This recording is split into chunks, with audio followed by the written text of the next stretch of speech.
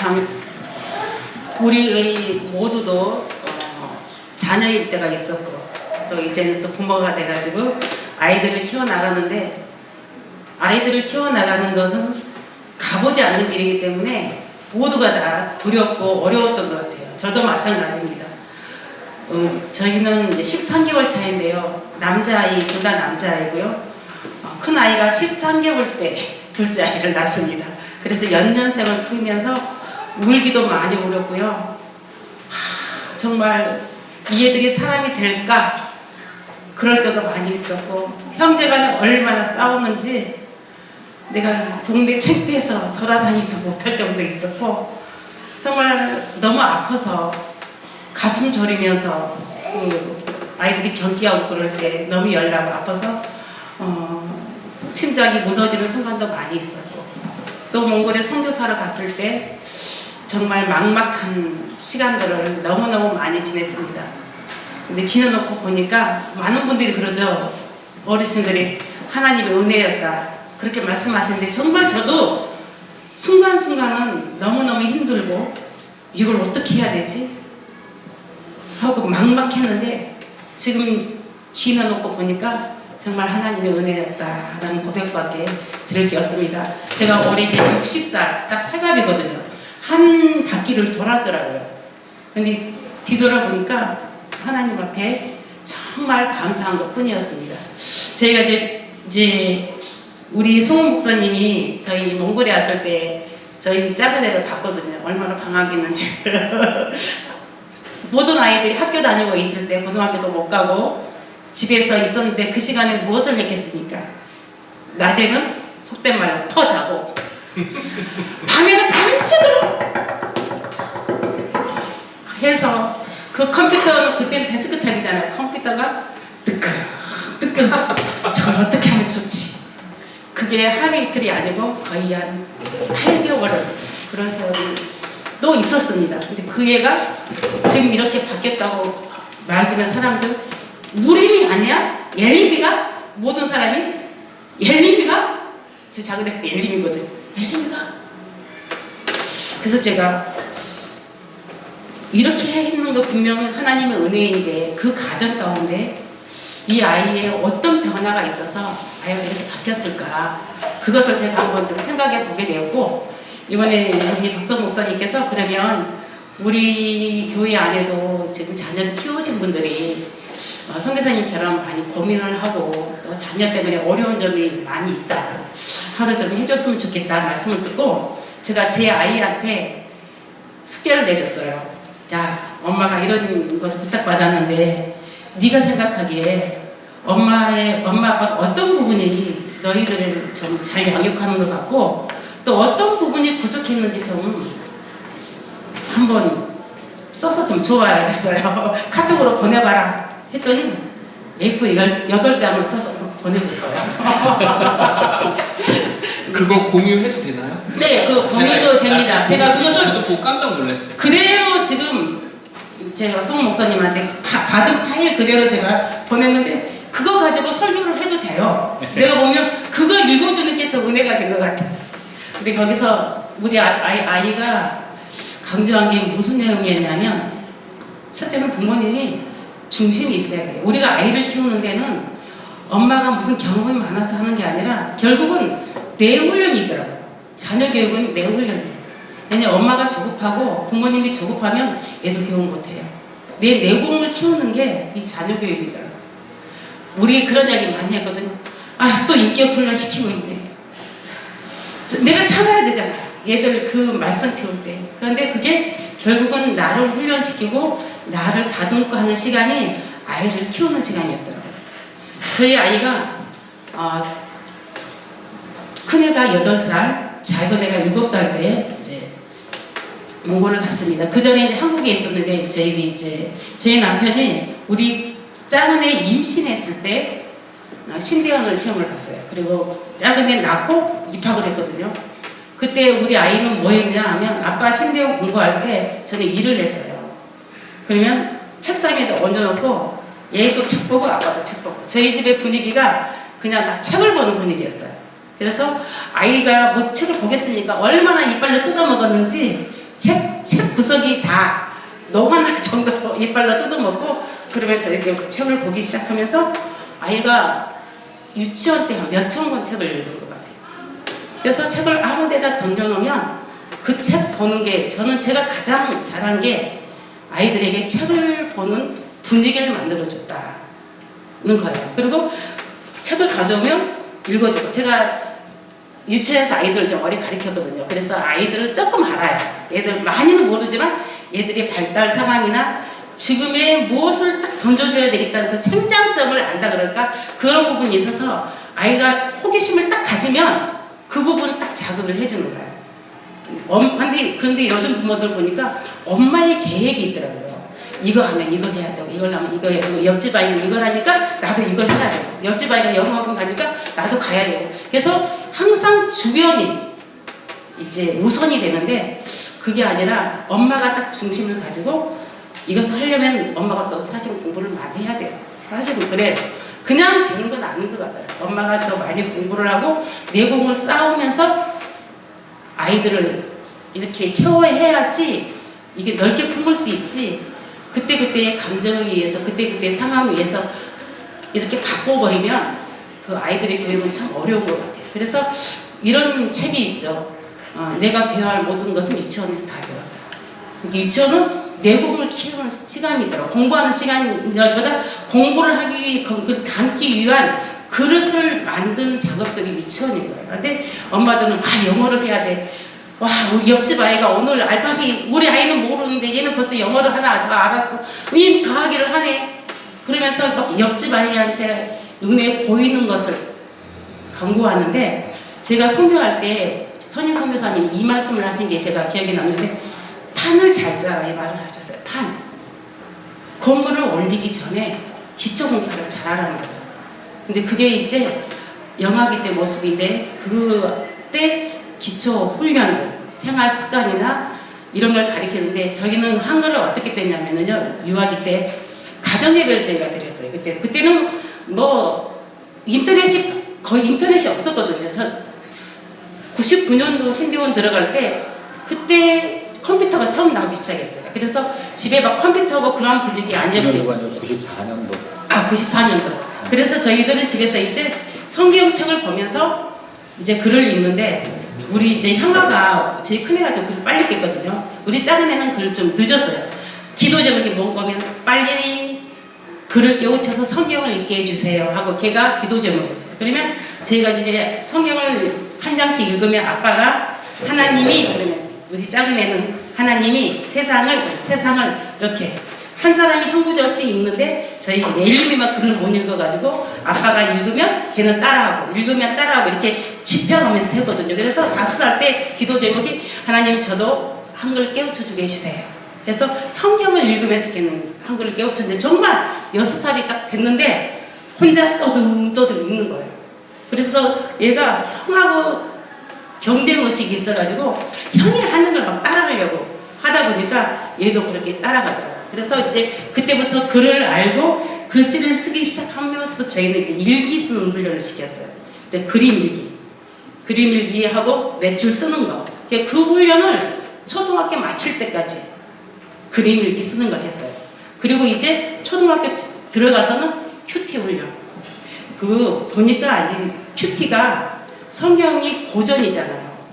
고전이기 때문에 그 큐티는 그냥 성경을 읽는 게 아니라 그걸 읽고 생각을 하고 내 생각을 기록하고 오늘의 내가 뭘 해야 될 것을 다짐하며 행동으로 나타나는 거잖아요. 근데 이게 엄청난 훈련이었더라고요. 나중에 보니까 이 큐티 훈련이. 그래서 저희 아이들 같은 경우는 매일 큐티를 했어요. 초등학교 때부터. 이렇게 노트가 이만큼 쌓였거든요. 큐티를 계속 하는 거예요.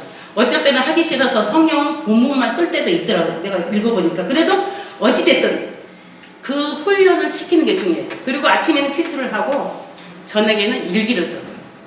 매일 일기를 썼어요. 근데 이게 논술 훈련이 엄청나게 우리 아이도 논술학원 다녀본 적이 없거든요. 근데 이 큐티 훈련을 통해서 글 쓰는 훈련이 되고 사고력이 생기고 이 여러 가지가 그래서 내가 지나고 보면서 와, 이 큐티가 대단하구나. 이제 그걸 했고요. 그 다음에 이제 뭘 했냐면 이제 생활 훈련 중에서는 이제 헌금 훈련을 저희가 시켰어요. 훈련이라기보다 그냥 저희가 했던 걸 아이들한테 했죠.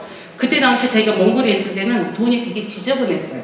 그래서 아빠가 항상 돈을 이게 다렸어요. 다름이질로 다린 거예요. 그래서 이게 아이들이 보기에는 아빠가 얘 다른 거 잠깐만. 이제 주일날 헌금을 해야 되는데 저는 기본적으로 은행에 가서 새 돈으로 지폐로 바꿔가지고 하나님께 새 것을 드려야 된다는 생각을 갖고 있었거든요. 근데 뭐 사역이 바쁘다 보니까 은행 갈 시간이 없어서 토요일날 저녁 때 꾸깃꾸깃한 돈을 갖다 놓고 대리미로 데려가지고 새 돈을 만든 거죠. 그래서 그 대린 돈을 아이들한테 나눠주고 했어요. 그래서 이제 그것은 하는 것은 예배 훈련을 전날 시키는 거예요. 예배가 우리가 보통 생각하는 것은 예배는 그냥 그 시간에 와서 그 시간에 내가 앉아 있다가 그 말씀 듣고 은혜 받았다 이게 예배가 아니라 예배는 미리 준비하는 것이라는 것을 저희가 이제 아이들한테 이렇게 가르쳐 주거든요. 그래서 토요일 날 이제 헌금을 해서 정성스럽게 우리가 헌금을 정성스럽게 아이들한테 주니까 아이들도 같은 1,000원이고 같은 10,000원이어도 다른 거예요. 느껴지는 게. 그래서 그것을 이제 하나님께 드리고 이제 특별 헌금 같은 것도 이렇게 드렸는데 저희 아이가 이제 여기다 이제 글을 쓴 거에 큐티하고 이 헌금을 썼더라고요. 그러면서 이 헌금이 왜 중요하냐면은 우리가 이 물질로 이 세상을 살아나가는 것이거든요. 근데 얘가 이제 성성을 들어가고 나서 돈이 크잖아요. 근데 이 11조를 계속 할 수 있었다는 것은 어렸을 때 그 천지기적인 마음, 이 모든 물질은 하나님께로부터 온다. 그리고 나는 물질에 갈리지 않는 그 믿음을 우리가 심어줬다는 거예요. 그래서 그 큰 돈이 있을 때 그걸 나눌 수 있었다는 거죠. 그리고 얘가 또 한번 이런 이야기를 하더라고요. 엄마, 크리스찬은 실력도 있어야 돼. 그래야지 전도가 돼. 그 말을 하더라고요. 그러면서 자기도 이제 그 회사에서 크리스찬으로서 많은 사람들을 이제 전도하기를 원하는 게 쉽지는 않지만 그 삶을 이제 살려고 하고 있고, 그 다음에 얘가 무엇을 했냐면요. 한 번은 자기 교회 안에, 거기는 우리 아들이 다니고 있는 교회는 청년이 한 300명쯤 돼요. 청년이 좀 많은 교회거든요. 근데 청년이 너무 힘든 거예요. 그래서 자기가 이제 셀 리더를 하면서 어떤 프로젝트를 했냐면은 식탁 치유 프로그램이라고 자기 나름대로 이제 해가지고 뭘 했냐면 한 달에 얼마씩을 정해놓고 정말 어려운 청년들, 그래서 그들에게 그동안 먹고 싶었는데 너희가 이제 돈이 없어서 못 먹거나 여유가 없어서 못 먹었으면 자기가 그날 식사비를 대는 거예요. 돈은 상관없다. 네가 먹고 싶은 거. 그러면서 가장 좋은 식당으로 데려가서 밥을 사주고 그 사람의 이야기를 듣는, 이런 걸 자기 혼자 계획을 해서 이런 걸 했다는 거예요. 이렇게 나눔을 했다는 거예요. 그 이야기를 들으면서 제가 너무 감사한 거예요. 이 목회자도 하기 힘든 일인데 네가 그런 마음을 가졌구나. 근데 그걸 할 수 있었던 이유는 이 물질은 하나님께서 나만을 위해서 쓰여라고 주는 것이 아니라 나는 청직이라는 그 마음이 있었기 때문에 그 어렸을 때 그 헌금 훈련이라는 훈련이었죠. 그런 게 있었기 때문에 내가 이렇게 할 수 있었더라고. 이제 그런 고백을 들은 것 같아요. 그러면서 이제 우리 작은 애 이야기를 좀 더 할게요. 작은 아이가 형하고 연년생이라 보고 형하고 공부를 잘하다 보니까 항상 열등감이 많았어요. 그리고 제가 몽골의 NK 스쿨 다녔는데 그 NK 스쿨이 우리 한국 선교사님들이 모여서 만든 학교였어요. 그래서 학생들이 몇 명이 안 돼. 큰애는 4학년 때 혼자, 6학년 때 혼자 공부했거든요. 그러면 얘는 4학년 때 6학년 애하고 공부하고 5학년 때 4학년하고 공부하고, 그래서 지 동생하고 공부할 때가 많았어요. 근데 동생이 보니까 형아가 공부를 너무 잘하는 거야. 어느 날 어떤 일이 있었냐면요. 영어 단어를 20개를 내줬어요. 이걸 외워오라고. 내일 시험 보니까 그걸 외워오라고. 큰애는 이렇게 가만히 보더라고요. 그러고 놀아. 이 작은 애는 APP, 사랑, 잠깐만요. 큰애는 한 3, 4분만 이렇게 3, 4분 정도 계속 쳐다보고 있어, 종이만. 그리고 다 외웠다 그러고, 작은 아이는 1시간 이상 그 단어를 외우는 거예요. 20개의 단어를 매일같이. 그러니까 형하고 너무 비교가 되는 거예요. 그러면 저한테서 형아, 엄마 검사해줘. 그러는데 검사해주고, 이거 2개 틀렸네? 그럼 또 그걸 해. 그러고 나서 이제 노는 형아 너 공부 안 해? 나는 다 했어. 해봐. 했더니 얘가 1번부터 20번까지 순서도 안 틀리고 쫙 해보니까 얘가 머리가 돌아버리더라고. 누구는 내가 표현을 못 하겠는데 공책을 바닥에다 쥐고 던지면서 다리를 이러면서 누구다! 한 시간에도 안 되고! 누구다! 5분만 해도 되고 불공평해! 그러면서 막 30분을 바라가 나서 우는 거야. 그러면서 형아를 이제 시기 질투가 미워하기 시작하는데 형아가 분명히 숙제를 해놨는데 가방에 숙제가 없어. 학교 가면 숙제가 없어. 그리고 형아는 막 앙따시키고요. 제가요 형제 우애를 넣고 얼마나 기도했는지 아십니까? 창피한 일을 몽골에서 저희는 현진교회를 가고 애들이 이제 어느 정도 4, 5학년 될 때는 그 한인교회를 갔어요. 소풍을 가는데 라면이 먹고 싶대요. 라면을 싸줬어요. 우리 작은 애가 그 라면을 지 형아 건데 지 친구 줘버린 거예요. 생각을 해보세요. 한인교회들 다 이렇게 앉아서 밥 먹으려고 다 이렇게 앉아있는데 성교사 자녀 둘이서 여기서 막 소리를 지르고 치고받고 싸웠다고 하고 생각해요. 난리가 난 거예요. 도대체 저 집에 누집 얘들인데 저 모양이에요. 그 이야기를 또 어떤 선교사님 사모님 따라갔는데 그게 나한테 전달을 해준 거예요. 제가 뒤통수가 따가워가지고 사람들을 못 만나겠더라고요. 그 정도로 애들이 싸우고 저 새끼라고 했어요. 이름도 안 보여. 저 새끼 그래서 막 얼마나 울었는지. 그래서 항상 기도 제목이 첫째가 형제 우애를 위해서.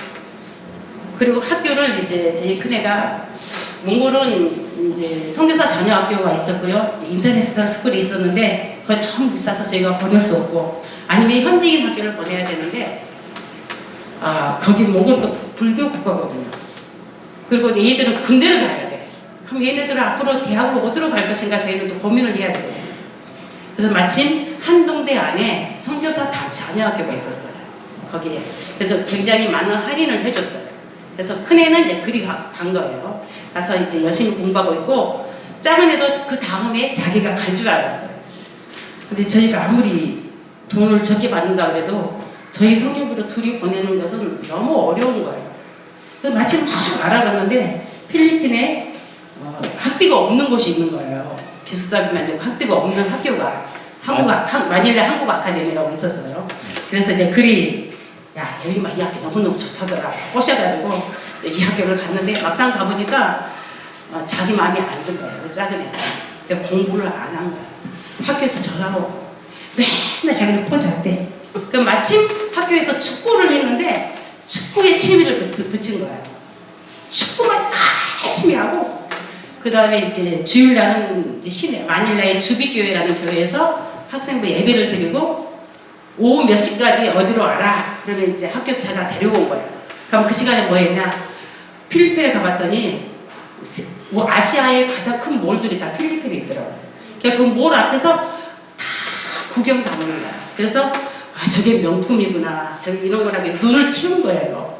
그래서 어쩔 때 막 할인할 때 엄마 이 벨트 뭔데 10,000원 주고 샀어. 그러면 자랑을 하는 거예요. 그렇게 얘가 공부도 안 하고 이게 막 예적인 거 보고 축구만 하고 그러고 다녔는데 중3 때 연락해서 엄마 나 여기 있다가는 대학도 못 다닐 것 같아.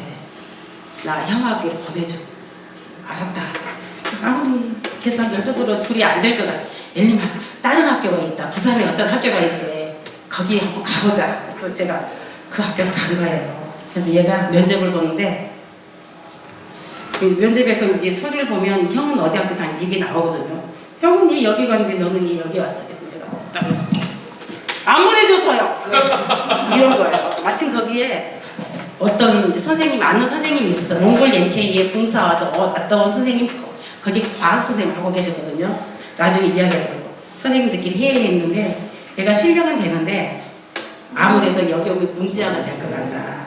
공부를 안 할 것 같다. 그래서 우리는 안 뽑기로 그래서 얘가 고등학교를 못 간 거예요. 그래서 얘가 어떻게 되냐? 갈 데가 없잖아요. 몽골로 온 거예요. 그래서 몽골에 와서 뭐 했냐? 낮에는 열심히 퍼자고 밤에는 열심히 게임하고 그 세월을 거의 한 8개월 한 거예요. 근데 그 시간이 겉보기는 그런 시간인데 하나님의 치유의 시간이었어요. 나중에 이 아이를 보고 저는 얼마나 힘들었겠어요. 그 아침에 저는 이제 새벽에 또 교회를 가거든요. 새벽에. 그럼 새벽에 가면 저는 이제 저녁에 와요. 새벽에 가서 이제 제가 무슨 기도를 하겠어요. 이 아이를 놓고 얼마나 울면서 기도를 했겠어요. 근데 아이가, 저는 이 마음속에 우리 아이에 대한 믿음이 있었어요. 이 아이는 그래도 잘 될 거다. 지금은 이 모양이지만 분명히 하나님께서 이 아이를 쓰실 것이라는 그 믿음이 저한테 항상 있었어요. 그래서 너희 깨우해! 이 말 한마디도 안 했어요. 제가 딱 한마디 했어요. 야, 너 학교 가야 되는데 이번에는 엄마가 이제 너 다 봤어. 학교를 가야 되는데 합격해야 보내줄 거 아니야. 공부해야지. 그랬더니 알았어요 엄마. 그러더니 또 지 형이 엄마 그렇게 동생을 미워하더니 엄마 엘림이가 너무 불쌍해요. 우리 학교 보내주세요. 제가 어떻게든 도울게요. 그랬더니 엄마 엘림이도 엄마 저도 한번 해볼게요 하더니 게임을 딱 끊더라고. 진짜 딱 끊더라고. 그러면서 공부를 하기 시작하는데 형이 이제 코치를 하는 거예요. 너 중학교 1학년 때부터 수학 문제 풀어. 그리고 영어 이렇게 공부를 해. 하는데 정말 지 혼자 이렇게 계획을 짜면서 공부를 하는데 공부가 되겠습니까? 해봤어야지 그동안. 폼은 잡는 거야. 시험 보러 갔는데 안 될 것 같아. 수학 하나도 모르겠어. 영어도 하나도 모르겠어. 그런데 정말 가까스로 붙은 거예요. 고등학교 갔는데 얘가 답답했어요. 성적표 봤는데 제가 깜짝 놀랐어요. 지 형아가 공부를 좀 잘못했나? 무슨 4.0이 얘가 넘어요. 4.0이 넘어서 온 거야. 깜짝 엘리마 어떻게 이렇게 공부를 잘해서 엄마 하니까 되네. 정말 집중하니까 되네. 그러면서 또 이제 지 형아의 도움을 많이, 이게 우리 큰애는 고생을 많이 했고 작은 애는 지 형아의 도움을 많이 받아요. 그러면서 얘가 이제 그때부터 정신을 차려서 공부를 하는데 그게 계속 유지는 좀 어려웠고요. 중간중간에 또 어려움도 있죠. 얘 공부를 평생 안 해본 애기 때문에 하루아침에 좀 잘할 수는 있는데 계속 유지하는 것은 그래야 실력이지. 그건 아닌 거예요. 그러면서 얘가 이제 깨지기도 하면서 공부를 이렇게 하기 시작해서 이제 한동대를 들어간 거죠. 그러면서 이제 뭐 해 먹고 살까? 그거 이제 고민을 한 거예요. 그래서 우리 주위에는 부자가 없어. 내가 돈을 벌어서 엄마 후원할게. 초등학교 때는 목사 선교사가 돼가지고 자기가 나간다더니 이제는 자기가 후원자가 된다는 거예요. 그러면서 이제 경영 경제학을 한동대에서 들었는데 이 경제학이 자기한테 수학을 얘가 잘 못하니까 미시경제, 거시경제 이야기 자기가 하나도 못 알아듣는데 다른 사람은 다 알아듣는데 이거 나 아닌가 봐. 나 이거 어떻게 하지? 고민을 하더니 그러면 나는 선생님이 되고 싶대요. 아빠가 역사 선생님이었으니까 그런지 자기 역사가 재밌대요. 아니면 사회 선생님이 되고 싶대요. 근데 한동대는 사범대가 없거든요. 그럼 어떻게 하지? 하더니 얘가 한 학기 단기 선교를 캄보디아에 갔어요. 학교로 가가지고 이제 학생들을 가리키면서 자기를 이제 테스트 해보고 싶다고 하더라고요. 그랬더니 엄마 내가 선생님에 대한 좀 그게 있는 것 같아. 얘들이 나를 잘 따르고 내가 좀 하는 것 같아. 이렇게 하더라고요. 그러면서 이제 그러면 일단 단호하게 편입하기 전에 그러면 내가 들을 수 있는 과목이 뭔가 봤더니 법학인 거예요. 사회를 하려면 법학을 들어야 되니까. 그래서 법학을 들어보니까 너무 재밌는 거예요. 그래서 재밌어서 그러니까 점수 잘 나오고 그래서 학교 이제 교수님한테 이제 상담을 한 거예요. 내가 이제 교사가 되고 싶다 이런 이야기를 했더니 교수가 네 같은 애가 법을 해야 된다. 그래서 이제 그날 교수님하고 그러면 내가 법을 하겠다고 마음을 딱 먹고 그때부터 얘가 자기 길을 이걸로 딱 정하고 그러면 법학을 하면 갈 수 있는 데가 어디지? 로스쿨밖에 없는 거야. 그래서 이제 중학 2학기 때부터 본격적으로 이제 공부를 시작한 거야. 근데 그동안 공부를 안 해서 공부를 어떻게 하는 방법을 모르는 거야. 그래서 자기 그 선배 중에 입법고시에 합격한 선배가 있어요. 그때 당시는 사법고시 1차를 합격하고 2차를 떨어진 선생님, 그 선배가 입법고시를 준비하고 있는 이제 선배한테 가서 어떻게 공부하는 거야. 그 공부 방법을 물어보고 그래서 공부를 잘하려면 공부 잘하는 사람이 옆에 가야 된다는 게 맞는 것 같아요. 그래서 물어봐서 하나하나 자기 공부 방법을 찾아가는 거예요. 정말 머리 깎고 죽을 힘을 다해서 공부를 하더라고요. 정말 올인을 하더라고요. 그래서 이제 합격을 했고 이제 거기 노숙을 들어가서도 어영부영 공부한 게 아니라 거의 위에서 공부를 했어요. 그러면서 내가 이제 또 이제 합격을 했고 합격하는 과정 가운데도 또 어려움이 있었지. 중간에 1차, 2차를 너무너무 잘 봤는데 3차에서 애가 망한 거예요. 그래서 거의 떨어질 지경이었는데 하나님의 은혜로 붙은 거야. 그걸 얘가 안 거예요. 그 저희는 계속 잘하는 것보다 중간에 한 번씩 이 어려움이 딱 와서 브레이크를 한번 걸려주는 게 지나고 나니까 아이한테는 더 소중한 경험이었다고 알게 됐어요. 왜냐하면 잘못하면 엄청 교만해지기 쉽거든요. 잠깐만. 로스쿨 이제 3학년이 되면은 그 검사가 될 사람인지 아닌지 모의고사를 3번을 보는데요. 이제 로스쿨 졸업반 때 애가 1, 2차 때는 굉장히 시험을 잘 봤어요. 여기 이제 로스쿨 같은 경우는 전국 석차를 따집니다. 전국 석차를 따져가지고 몇 등부터 몇 등까지는 검사 시험을 볼 수 있는 자격을 줘요. 그러니까 전국 석차로 따져가지고 그래서 한때는 얘가 전국 석차로 전국 3등까지 한 적이 있었어요. 공부를 굉장히 잘해가지고. 근데 3번째 시험이 가장 중요한데 제일 반영이 많이 되거든요. 이 모의고사 중에서 3번째 시험. 근데 3번째 시험에서 완전히 망가진 거예요. 그래서 엄마 아빠 나 검사 되는 거 포기할 테니까 기대도 하지 마세요 라고 얘기를 하더라고요. 그랬더니 나중에 연락이 왔어요. 엄마 아빠 저 합격했어요 라고 연락이 왔더라고요. 이렇게.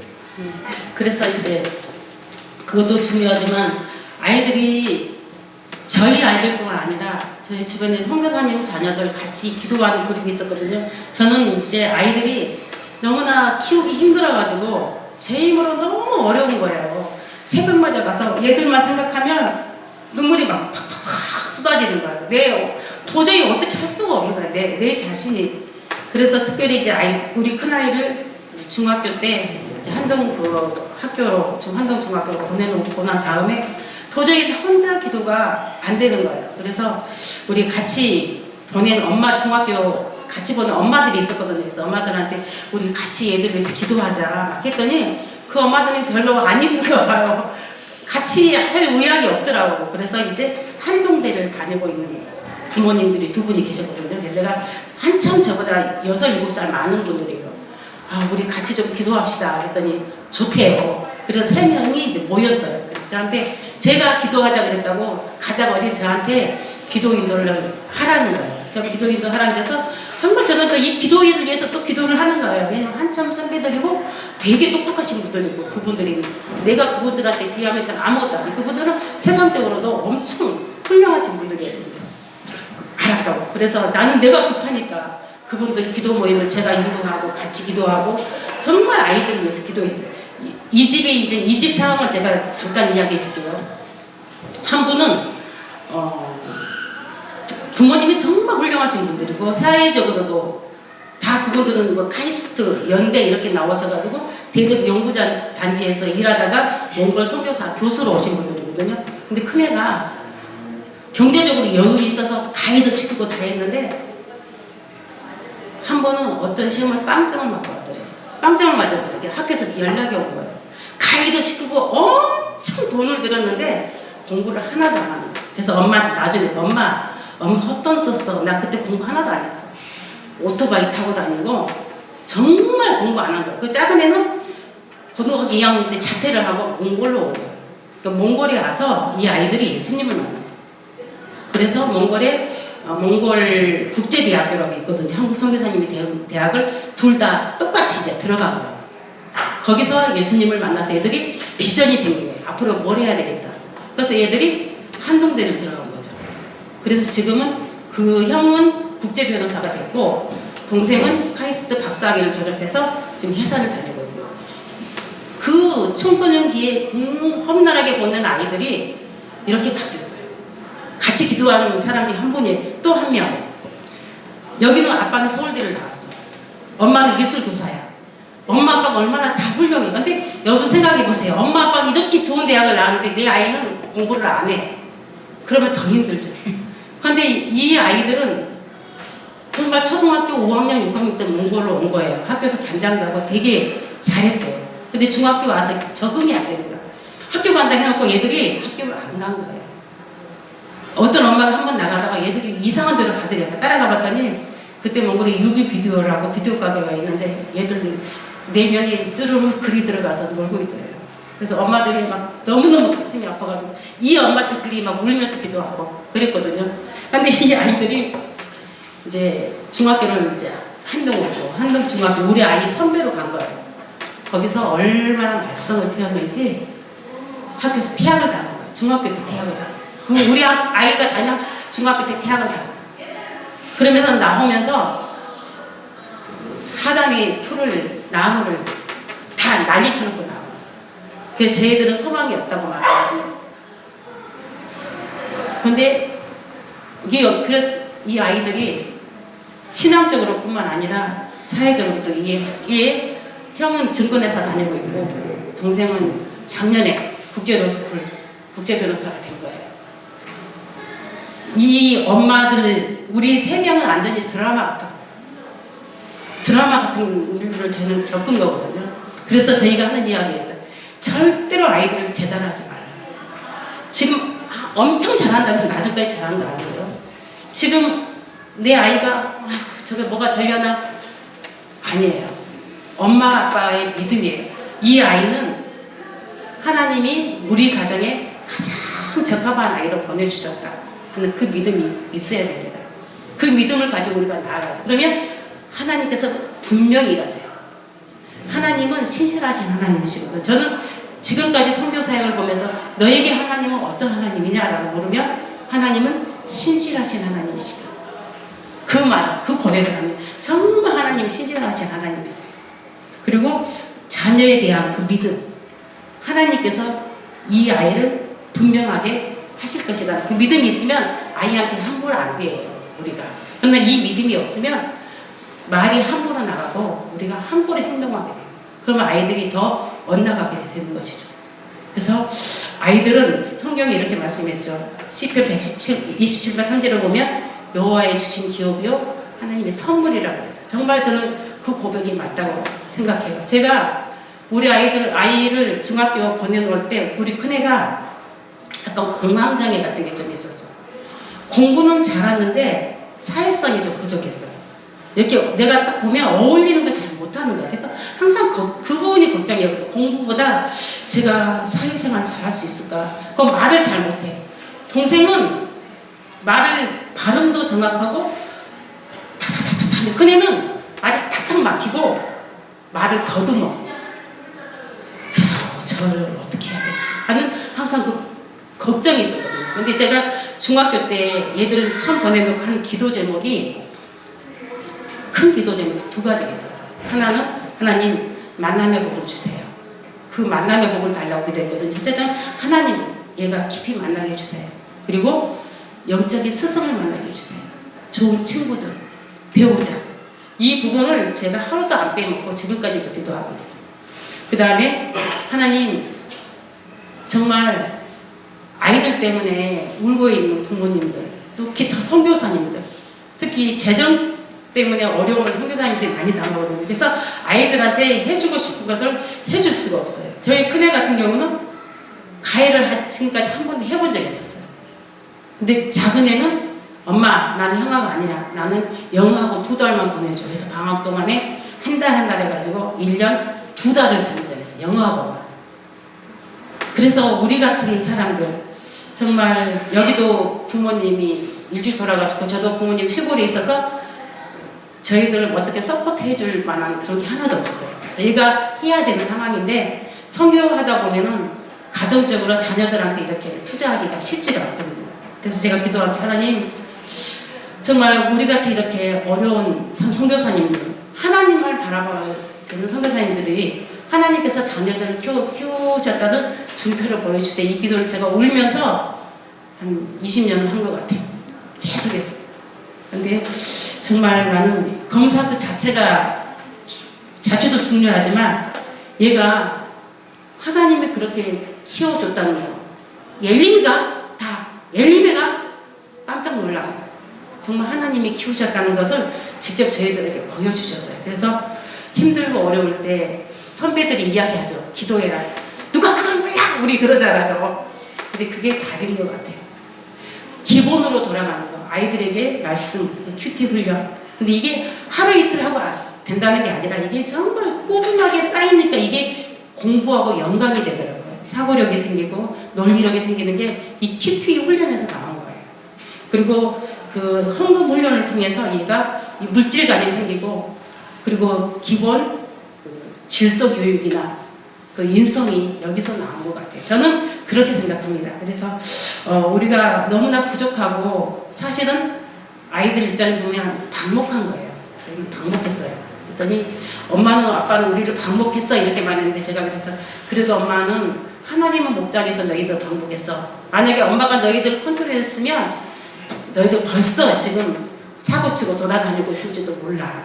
그렇지만 하나님의 목장에 방목했기 때문에 하나님 너희들을 키워주신 거예요. 그랬더니 그건 맞는 것 같아요. 그러면서 아이들이 엄마 아빠가 선교사에서 너무너무 감사하다고. 그래서 선교사의 복을 지금 우리가 받고 있는 것이 아닌가 하는 그 고백을 저희 자녀들한테 들어서 지나온 과정은 쉽지 않고 참 힘들고 어려웠지만 정말 하나님의 은혜였고 너무나 감사하다는 고백을 드립니다.